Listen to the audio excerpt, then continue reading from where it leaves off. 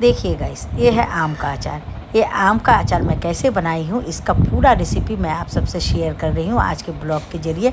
आप लोग देखना और अच्छे से फॉलो करना। जब तक पूरा ब्लॉग नहीं देखिएगा तब तक आप लोगों को समझ में नहीं आएगा। मैं बहुत ही सिंपल और इजी तरीके से बनाती हूँ और आप लोगों को सिखाती हूँ। आप लोग आसानी से सीख पाओगे।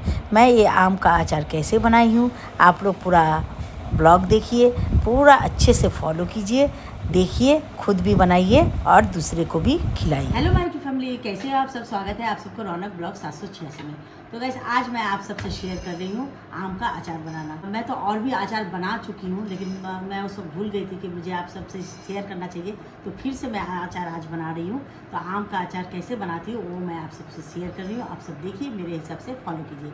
तो गाइस आप लोग देखिए और मेरे हिसाब से फॉलो कीजिए। सबसे पहले मैंने आम को टुकड़े टुकड़े में कट कर लिया है। वो मैं आप सबको नहीं दिखाई जब कट कर रही थी, तो मैं बाद का जो प्रोसेस है वो मैं बताती हूँ। सबसे पहले मैंने आम को टुकड़े टुकड़े में कट कर लिया। उसके बाद उसे हल्दी और नमक से कम 4 से 5 घंटा के लिए उसे एक बर्तन में डाल के मैं ढक के रख दी थी, हल्दी नमक लगा के।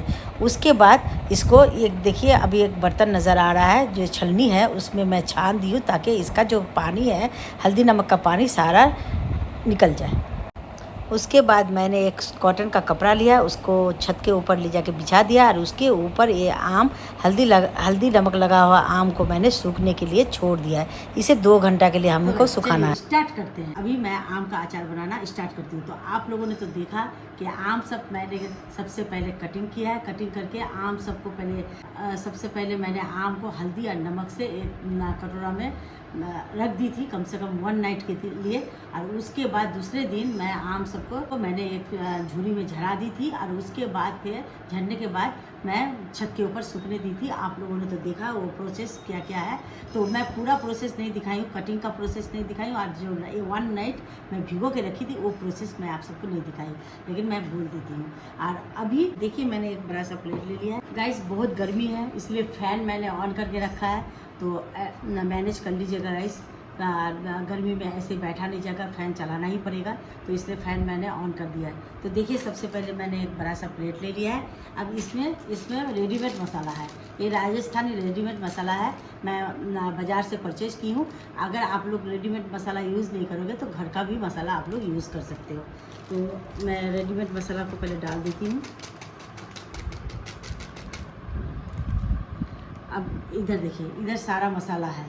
इधर है नमक, रेड चिली पाउडर, जीरा पाउडर, धनिया पाउडर, हल्दी, और ये भी रेड चिली पाउडर है। ये घर का बना हुआ है, ये बाज़ार का ख़रीदा हुआ है। ये है रंग आने के लिए काश्मीरी लाल मिर्च पाउडर, और ये है हींग भी देना ज़रूरी होता है।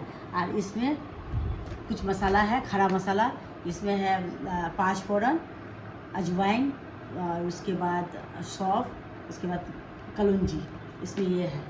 तो मैं आप सबको दिखाती हूँ क्या क्या देना है। सबसे पहले मैंने तो ये राजस्थानी रेडीमेड मसाला डाल दी। अब इसके बाद इसमें नमक डाल देती हूँ। उसका झाल आने के लिए ये घर का बना हुआ रेड चिली पाउडर है, ये हल्दी पाउडर है, ये जीरा पाउडर है, ये धनिया पाउडर है, और ये बाज़ार का ख़रीदा हुआ रेड चिली पाउडर है।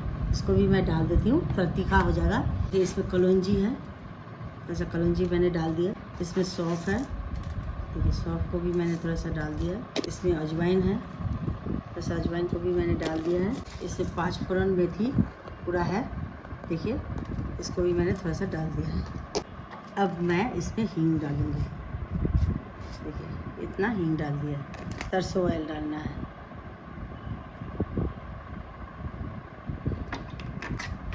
ऐसे करके मुझे मिक्स करना है। ऑयल कम हो गया है तो ऑयल और भी डाल देती हूँ।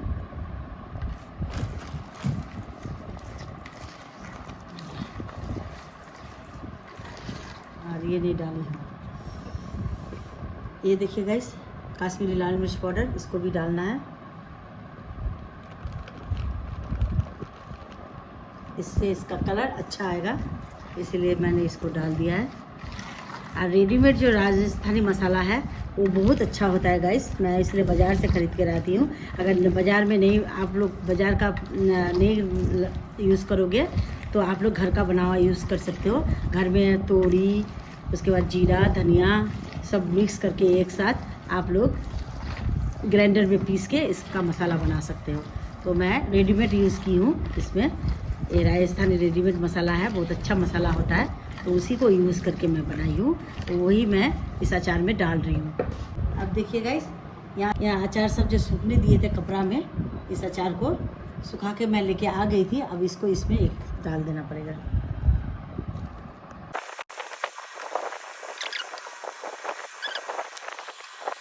गाइस, ये जो कॉटन का कपड़ा है, इसी में मैं ये जो आम का पीसेस है इसको सूखने के लिए दी थी छत के ऊपर। तो सुखा के 2 से 3 घंटा मैंने सुखाया है। सुखाने के बाद इस कपड़े में मैं रख दी थी, इस कॉटन का कपड़ा में। तो इसी में रखा हुआ था। तो अभी मैं बना रही हूँ मसाला डाल के। तो इसको अगर सुखा लिया जाता है तो अच्छा होता है। तो मैं इसी तरह से बनाती हूँ।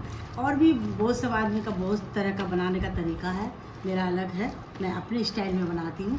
तो और मेरा जो अचार बनाने का विधि है एकदम सिंपल, एकदम इजी है। आप लोग आसानी से बना पाओगे।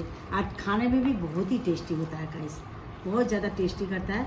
इसी तरह से इस अचार को इसी में रख के फिर 1 दिन इसी में सुखाना पड़ेगा धूप में। 1 दिन के लिए मैं धूप में छोड़ दूँगी, उसके बाद इसको बयाम में डालूँगी। तो फिर इसको इस तरह से मिक्स करना है मैं अच्छे तरह से। तो देखिए गाइस, मैंने एक बॉटल का एक ठिप्पी में डाल के विनीगर डाल दिया है। अब इसको अच्छे से विनीगर डालने के बाद इसे मिक्स कर देना है। विनीगर डालने से अचार ख़राब नहीं होता है।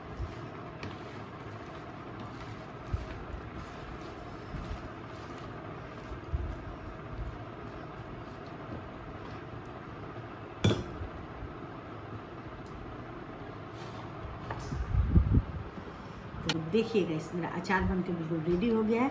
इसी तरह से मुझे 1-2 दिन धूप में डालना पड़ेगा। इसमें धूप में डालने के बाद फिर इसको कांच का जार में डालना है। और उसके बाद फिर मैं आप सबको दिखाऊंगी और आप लोग देखना और मेरे हिसाब से फॉलो करना। गाइस, आज दूसरे दिन हो गया और दूसरे दिन में ऐसे ही ढक के मैं इसको धूप में सूखने दी थी। अब सुखा के लेके आ गई हूँ। अब इसे बयाम में डाल के रख दूँगी कांच का जार में। ये देखिए, ये मेरा जार है, इसी में करके मैं रख दूँगी।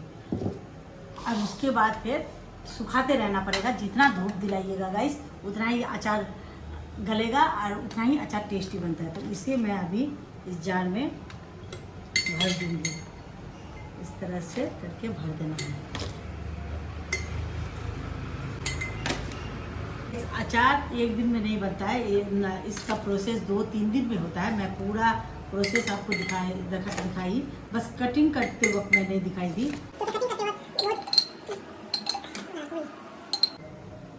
इसी में मुझे भर देना है। भर के इसको अचार को डेली धूप में डालना है। जितना अचार धूप में जाएगा उतना ही टेस्टी बनेगा और उतना ही अच्छे से गल जाएगा। और जितना अचार अच्छे से गलेगा उतना ही टेस्टी और यम्मी बनता है। तो इसी तरह से मुझे पहले इसमें भर देना है। ये जितना अचार है पूरा भर दूँगी इसमें।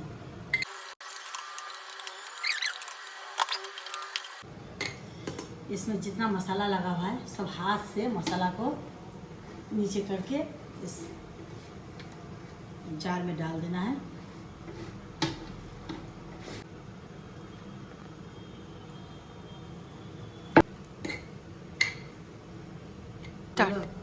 गाइस देखिए, इस कांच का मतलब शीशा का जार में मैंने अचार को पूरा भर दिया है। अब अचार को अगर सूखने देना है तो उसका भी मैं एक टिप्स बताती हूँ। कभी भी ये ढक्कन लगा के आप सूखने मत दीजिएगा। हमेशा ये जो सूती कपड़ा होता है, कोई भी कपड़ा सूती मतलब कॉटन का कपड़ा होना चाहिए। कोई भी कपड़ा हो, कॉटन का हो। मैं ये दुपट्टा का कपड़ा है, इसको ऐसे करके मैं बांध देती हूँ। ऐसे करके बांध के इस तरह से मैं बांध के रखती हूँ। और इस तरह से बांध के इसलिए रखती हूँ, अगर धूप में ये सूखेगा, इस अचार को जब धूप में मैं डलने के लिए दूंगी तो इसका जो भाप है, अगर ये रखिएगा तो भाप बन के ये अंदर ही चला जाएगा, ऊपर जाएगा नहीं। तो ये कॉटन का कपड़ा है, ये छेद वाला होता है, तो इसका जो भाप है भाप बन के ऊपर चला जाएगा। तो इससे अचार भी अच्छा बनता है। वो जो पानी भाप का जो पानी होता है, वो आपका भाप का पानी नीचे नहीं जाता, अचार ख़राब नहीं होगा। और इस तरह से अचार को 8 से 10 दिन सुखा लेना है। मतलब 8 से 10 दिन धूप दिखाना है। धूप दिखाने के बाद अचार बिल्कुल रेडी हो जाएगा। और इसमें ऑयल भी डालना है। मैं अभी ऑयल नहीं डाली हूँ। ऑयल, बिना ऑयल का मैं पहले 2 दिन सुखाऊंगी। उसके बाद ऑयल को, सरसों ऑयल को गर्म करना है। गर्म करके उसको ठंडा करना है। ठंडा करके इसमें डाल देना है। डालने के बाद फिर से इसे धूप दिखाना है, कम से कम 1 वीक तक। 1 दिन बाद भी देने से चलेगा। तो 1 वीक तक अगर धूप दिखाइएगा तो ये अचार बन के बिल्कुल रेडी हो जाएगा खाने के लिए। अभी भी खा सकते हैं, अभी भी टेस्टी करेगा, लेकिन अभी कच्चा रहेगा, उतना गला नहीं है। तो गाइस, मेरा आज का ब्लॉग यहीं तक है। फिर मैं न्यू ब्लॉग लेके आपके पास आऊँगी। अगर आप लोगों का मेरा ये अचार का ब्लॉग अच्छा लगा होगा, अगर आप लोगों को सीखने में आसानी होगी, तो अच्छे अच्छे कमेंट करके मुझे कमेंट कीजिएगा गाइस, मुझे अच्छा लगेगा।